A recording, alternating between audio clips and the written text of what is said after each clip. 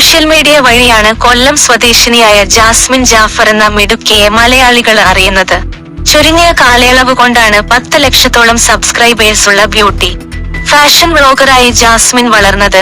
വൈകാതെ യൂട്യൂബിൽ 1 മില്യൺ സബ്സ്ക്രൈബേഴ്സിനെയും ജാസ്മിന് ലഭിച്ചു.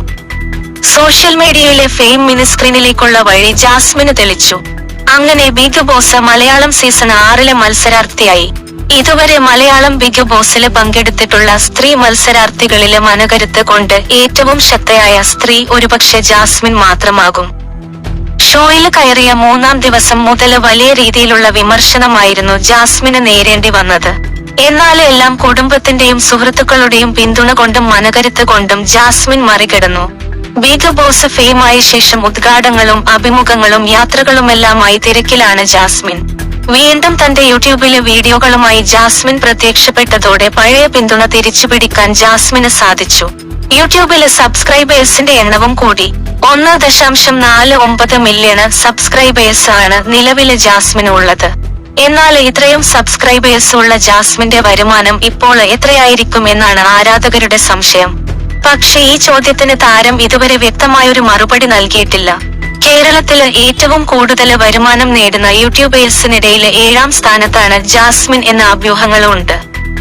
ഇപ്പോഴിതാ ഇത് സംബന്ധിച്ച ചോദ്യത്തിന് ജാസ്മിൻ തന്നെ മറുപടി നൽകുകയാണ്. ആദ്യം അമ്പരപ്പ് പ്രകടിപ്പിച്ച ജാസ്മിൻ 7-ാം സ്ഥാനത്തല്ല, താൻ 1-ാം സ്ഥാനത്താണെന്നും എന്തിനാണ് കുറക്കുന്നതെന്നും ചിരിച്ചുകൊണ്ട് മറുപടി നൽകി. വളരെ കഷ്ടപ്പെട്ടാണ് താനും കുടുംബവും ഇന്ന് കാണുന്ന നിലയിലെത്തിയതെന്നും തന്റെ സോഷ്യൽ മീഡിയ വരുമാനം തന്നെയാണ് കുടുംബം സാമ്പത്തികമായി മെച്ചപ്പെടാൻ സഹായിച്ചതെന്നും നേരത്തെ ജാസ്മിൻ തുറന്നു പറഞ്ഞിട്ടുണ്ട്. 50 ലക്ഷം രൂപയുടെയെങ്കിലും കടം തങ്ങൾക്ക് ഉണ്ടായിരുന്നുവെന്നും ഒരു സമയത്ത് കടക്കാരുടെ ശല്യം കാരണം പൊറുതുമുട്ടി ജീവിച്ചിരുന്നുവെന്നും ജാസ്മിൻ പറഞ്ഞിരുന്നു.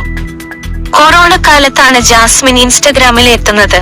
പിന്നീട് താരത്തിന് തിരിഞ്ഞു നോക്കേണ്ടി വന്നിട്ടില്ല.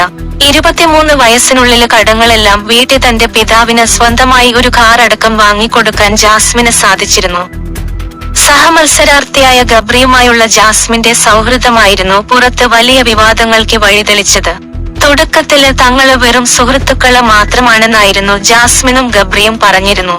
ഇരുവരും കോംബോ പിടിച്ച് കളിച്ചത് ഷോയില് പിടിച്ചു നിൽക്കാനുള്ള തന്ത്രമായും വിലയിരുത്തപ്പെട്ടു. ഇതോടെ ഇരുവരുവർക്കുമെതിരെ പ്രേക്ഷകരില് ഒരു വലിയ വിഭാഗം രംഗത്തെത്തി. ഇതിനിടയിൽ വിവാഹമുറപ്പിച്ച യുവാവ് വിവാഹത്തിൽ നിന്ന് പിന്മാറുകയും ചെയ്തു. ഇതെല്ലാം കൊണ്ട് തന്നെ ജാസ്മിനും കുടുംബത്തിനും എതിരെ ഉയർന്ന സൈബർ ആക്രമണത്തിന് യാതൊരു കുറവും ഉണ്ടായില്ല. വിമർശനം കടുത്തതോടെ ഷോ കഴിയുമ്പോൾ താൻ നാടുവിട്ട് പോകേണ്ടി വരുമോ എന്നടക്കം ജാസ്മിൻ പറഞ്ഞിരുന്നു. എന്നാൽ ഷോ കഴിഞ്ഞതോടെ ജാസ്മിനെതിരെ ഉയർന്ന വിമർശനങ്ങൾ പതിയെ കുറഞ്ഞു തുടങ്ങി. ഗബ്രിയുമായി ഹൗസിന് പുറത്തും സൗഹൃദം തുടർന്നതോടെ ഒരു പരിധിവരെ ഇരുവരുടെയും കൂട്ടുകെട്ട് സ്വീകരിക്കപ്പെട്ടു.